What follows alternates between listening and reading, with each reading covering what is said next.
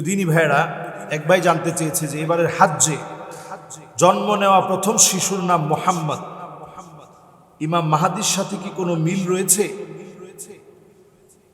আসলে এই বিষয়টা আমরা মোহাম্মদ নাম দেখলেই ইমাম মাহাদি আলাইহিস সালাম মনে করার কোনো সুযোগ নেই।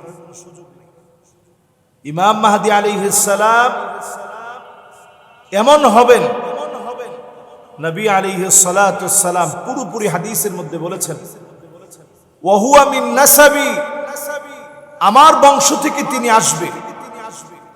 নবী সাল্লাল্লাহু আলাইহি সাল্লাম বলছেন, ইসমুহু কা ইসমি, আমার নামের মতো তার নাম হবে। আই মিন ইতরাতি, আমার নসব থেকে সে দুনিয়ায় আসবে। তো ইমাম মাহদি আলাইহিস সালাতু ওয়াস সালাম তিনি দুনিয়ায় আসবেন নবীজি সাল্লাল্লাহু আলাইহি ওয়াসাল্লামের নাম নিয়ে। উনার মায়ের নাম হবে নবীজির মায়ের নামে নাম, উনার বাবার নাম হবে নবীজির বাবার নামে নাম।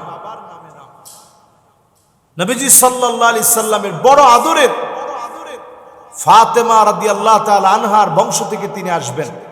এজন্য রাসূল বলছে, ওয়া হুয়া মিন ইতরাতি, আমার বংশ থেকে আসবে। অন্য হাদিসের ভিতরে নবী আলাইহিস সালাতু ওয়াস সালাম বলছেন, আমার হাসানের বংশ থেকে আসবে। তার মানে পুরো আহলে বাইতের চেইন মেইনটেইন করে তিনি দুনিয়ায় আসবেন। আহলে বাইতের চেইন থেকে, নসব থেকে তিনি দুনিয়ায় আসবেন। এই ইতরাত থেকে তিনি দুনিয়ায় আসবেন।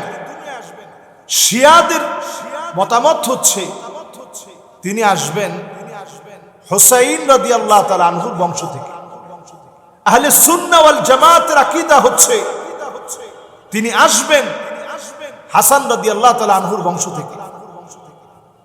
তাহলে এবার হজের মধ্যে যেই প্রথম যে শিশুটি জন্ম নিয়েছে, যার নাম রাখা হয়েছে মোহাম্মদ, এটা বলার কোনো সুযোগ নাই যে ইনি ইমাম মাহদি।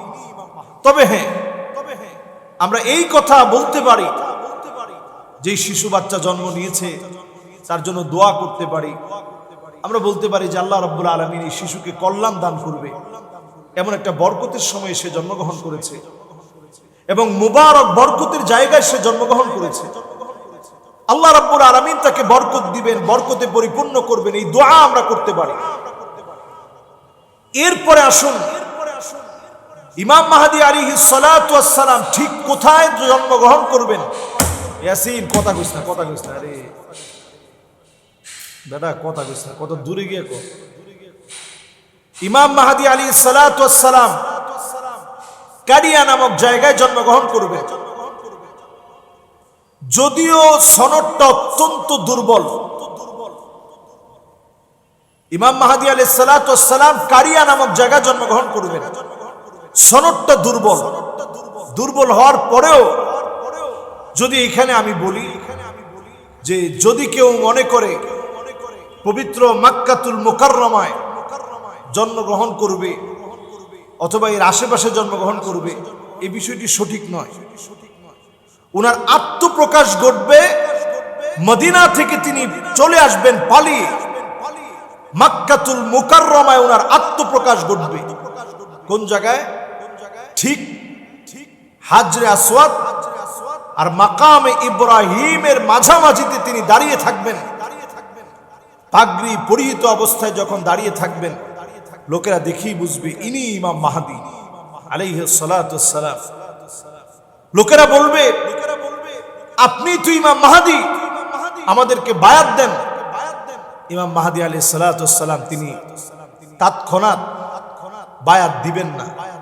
তিনি যখন বায়াত দিতে চাবেন না, লোকেরা বলবেন আপনার গর্দানে আঘাত করব, তারপরেও বায়াত না নিয়ে আমরা এখান থেকে যাব না।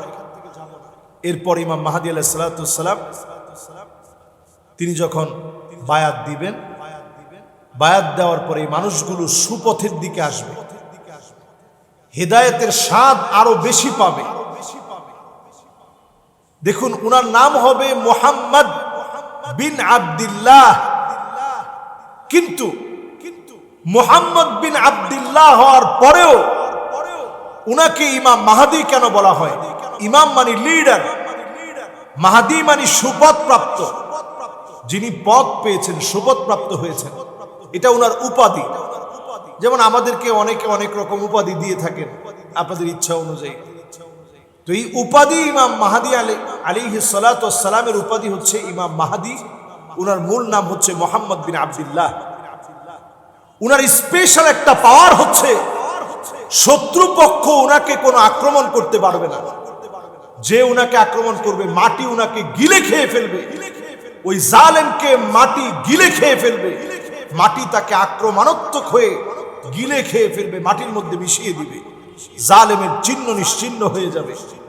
ইমাম মাহাদিকে আল্লাহ রাব্বুল আলামিন এমন একটা সুপার পাওয়ার দান করবেন, সেই সুপার পাওয়ারের ফলে সারা পৃথিবীর ভিতরে সিদকান ওয়া আদলা, সত্য আর ন্যায় প্রতিষ্ঠিত হবে।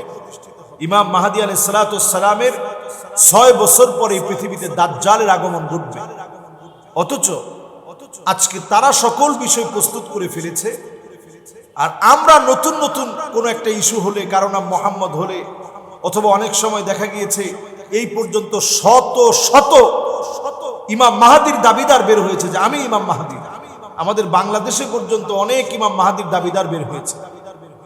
আজকের এই ছোট্ট এই প্রশ্নের উত্তরে যদি বলতে চাই, তাহলে আমরা বলবো ইমাম মাহাদি আলাইহিস সালাতু ওয়াস সালামকে খোঁজা আমার দায়িত্ব নয়।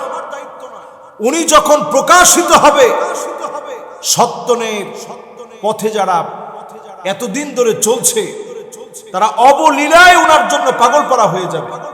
উনার কাছে আল্লাহ রাব্বুল আলামিন পৌঁছে দিবেন।